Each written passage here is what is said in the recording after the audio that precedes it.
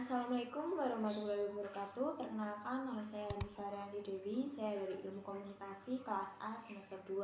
Di sini saya membuat video untuk tugas UTS untuk mata kuliah Komunikasi Massa. Di sini saya mengambil materi untuk video tugas UTS yaitu tentang Diffusion of Innovation Theory dan Use and Gravitation Theory. Yang pertama kita akan membahas tentang pengertiannya terlebih dahulu, yaitu pengertian yang pertama yaitu tentang Diffusion of Innovation Theory. Apa sih itu Diffusion of Innovation Theory? Merupakan teori yang membahas tentang bagaimana ide atau gagasan baru dan teknologi tersebar dalam suatu kebudayaan. Kemudian pengertian dari Use and Gravitation Theory merupakan khalayak yang pada dasarnya menggunakan media massa berdasarkan motif-motif tertentu. Khalayak punya pilihan alternatif dalam memuaskan kebutuhannya, termasuk memilih media tertentu. Pembahasan berikutnya kita akan membahas tentang jenis-jenis Diffusion of Innovation Theory dan model Use and Gravitation Theory. Kita akan membahas terlebih dahulu tentang Diffusion of Innovation Theory. Di sini Diffusion of Innovation Theory memiliki dua jenis, yaitu yang pertama difusi sentralisasi. Kapan dimulainya sebuah inovasi, penilaian hingga saluran komunikasi yang digunakan terkait proses difusi yang dilakukan oleh seorang pemimpin. Kemudian yang terakhir ada difusi desentralisasi, yaitu proses difusi yang dilakukan oleh masyarakat yang bekerja sama dengan beberapa orang yang telah menerima sebuah inovasi. Model transaksional menggabungkan efek langsung dan faktor perbedaan individu. Kemudian kita akan membahas tentang model Use and Gravitation Theory. Sama seperti sebelumnya yang menyebutkan jenis-jenis dari teori tersebut, di model Use and Gravitation Theory juga memiliki beberapa model. Yang pertama, model teori transaksional. Model ini terdapat dua faktor yang dapat menghasilkan efek pada diri audiens ketika mereka menggunakan atau mengonsumsi media, yaitu karakteristik pesan dan orientasi psikologi individu. Kemudian yang kedua, model pencarian kepuasan dan aktivitas audiens.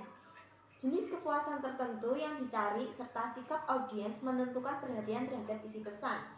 Efek yang timbul pada pikiran, emosi, dan perilaku audiens bergantung pada ketertiban mereka terhadap pesan dan kehendak mereka untuk bertindak. Kemudian model yang ketiga yaitu model nilai harapan. Model nilai harapan adalah kepuasan yang diperoleh seseorang dari media, ditentukan oleh sikap orang tersebut terhadap media, yaitu kepercayaan dan juga evaluasi yang akan diberikannya terhadap isi pesan media. Suatu sikap terdiri atas kumpulan kebijakan dan evaluasi sikap seseorang. Misalnya terhadap program televisi, ditentukan oleh kepercayaannya terhadap program dan evaluasi yang diberikan terhadap program yang bersangkutan. Dan yang terakhir yaitu model keempat, yaitu model penggunaan dan ketergantungan. Teori penggunaan dan kepuasan sering dinilai sebagai gagasan yang memandang media memberikan efek terbatas pada audiens. Dengan kata lain, teori ini menjamin kemampuan individu untuk melakukan kontrol terhadap media yang mereka konsumsi, karena media memiliki kemampuan terbatas untuk mempengaruhi audiens. Kemudian kita akan membahas tentang asumsi dasar. Asumsi dasar yang kita bahas adalah asumsi dasar milik Diffusion of Innovation Theory. Di sini Diffusion of Innovation Theory memiliki beberapa asumsi dasar. Yang pertama yaitu difusi inovasi, proses sosial yang mengkomunikasikan informasi tentang ide baru yang dipandang secara subjektif. Kemudian yang kedua, inovasi yang dipandang oleh penerima sebagai inovasi yang mempunyai manfaat relatif kesesuaian, kemampuan untuk dicoba, kemampuan dapat dilihat jauh lebih besar, dan tingkat kerumitan yang lebih rendah akan lebih cepat diadopsi daripada inovasi-inovasi lainnya. Kemudian yang ketiga ada sedikitnya 5 tahapan dalam difusi inovasi, yakni tahapan pengetahuan, persuasiasi, keputusan, implementasi, dan konfirmasi. Dan asumsi dasar yang terakhir dari asumsi dasar Diffusion of Innovation Theory yaitu ada 5 tipe masyarakat dalam inovasi, yakni inovator, early adopter, early maturity, and later. Kemudian kita akan membahas asumsi dasar milik use and gravitation theory. Di sini asumsi dasar use and gravitation theory juga memiliki beberapa asumsi dasar seperti asumsi dasar teori sebelumnya. Di sini yang pertama yaitu khalayak dianggap aktif dan penggunaan media massa diasumsikan memiliki tujuan. Yang kedua, dalam proses komunikasi massa, inisiatif lebih banyak berkaitan dengan pemuas kebutuhan dan pemilihan media terletak pada anggota khalayak. Yang ketiga, media massa berkompetisi dengan sumber-sumber lainnya untuk memuaskan kebutuhannya. Kemudian yang keempat, tujuan penggunaan media massa dapat disimpulkan dari data yang disediakan oleh khalayak. Dan yang terakhir adalah penilaian tentang kultural dari media massa harus ditangguhkan sebelum diteliti lebih dahulu orientasi khalayak. Berikutnya kita akan membahas tentang elemen. Tentunya yang pertama kali kita bahas yaitu elemen milik diffusion of innovation theory. Tentunya di elemen ini juga memiliki beberapa elemen. Yang pertama yaitu inovasi, diartikan sebagai sebuah gagasan, ide, tindakan, atau barang yang dianggap baru oleh seseorang. Kemudian ada saluran komunikasi. Dalam difusi inovasi dapat dikatakan sebagai alat untuk menyampaikan pesan-pesan. Inovasi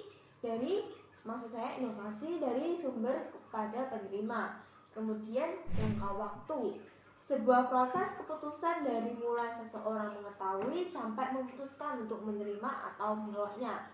Kemudian yang terakhir yaitu sistem sosial, tata tingkah laku yang menyangkut hak dan kewajiban yang ditentukan oleh masyarakat bagi seseorang yang menduduki posisi tertentu dalam lingkungan masyarakat. Berikutnya kita akan membahas tentang elemen milik use and gravitation theory. Di elemen use and gravitation theory, di sini hanya memiliki dua elemen. Yang pertama adanya oposisi terhadap asumsi yang deterministik mengenai efek media. Kemudian yang kedua adanya keinginan untuk lepas dari pendekatan yang kering dan steril mengenai penggunaan media massa yang hanya didasarkan oleh individu untuk memandang pada hubungan antara isi media dan khalayak. Nah, pembahasan selanjutnya yaitu tentang manfaat. Setelah tadi elemen, kemudian jenis, model, sekarang kita menuju ke manfaat. Tentunya diffusion of innovation theory dan use and gravitation theory memiliki manfaat yang berbeda. Kita akan membahas manfaat tentang diffusion of innovation theory terlebih dahulu, yaitu seseorang dapat mengetahui bagaimana sebuah inovasi dan hal baru dapat diterima ataupun ditolak oleh individu maupun kelompok sosial tertentu. Kemudian manfaat dari use and gravitation theory yaitu memberikan khalayak secara aktif melakukan pemilihan media untuk memuaskan kebutuhannya. Tiba kita di akhir pembahasan, yaitu kesimpulan apa saja sih yang kita bisa simpulkan dari materi yang saya sampaikan, yaitu dengan adanya inovasi baru yang dibarengi pemahaman terhadap teori difusi inovasi, diharapkan perkembangan dan penyebaran luasan inovasi baru dapat bermanfaat dan dirasakan oleh setiap kelompok masyarakat. Setiap individu dan suatu kelompok masyarakat tertentu jelas membutuhkan inovasi baru seiring berjalannya waktu dan perkembangan zaman. Use and gravitation theory merupakan teori yang membahas tentang bagaimana ide atau gagasan baru dan teknologi tersebar dalam suatu kebudayaan. Dengan seiring perkembangannya zaman, teori ini memberi manfaat khususnya dalam bidang media. Teori ini mencoba menjelaskan tentang bagaimana audiens menentukan media yang mereka inginkan, di mana mereka merupakan audiens atau khalayak yang secara giat menentukan dan memiliki kebutuhan dan hasrat yang berlain-lainan di dalam mengonsumsi media. Itulah kesimpulan yang bisa saya simpulkan untuk materi yang saya sampaikan untuk tugas UTS hari ini. Mohon maaf jika saya ada salah kata, perbuatan maupun sikap, baik disengaja maupun tidak disengaja. Akhir kata dari saya, wassalamualaikum warahmatullahi wabarakatuh.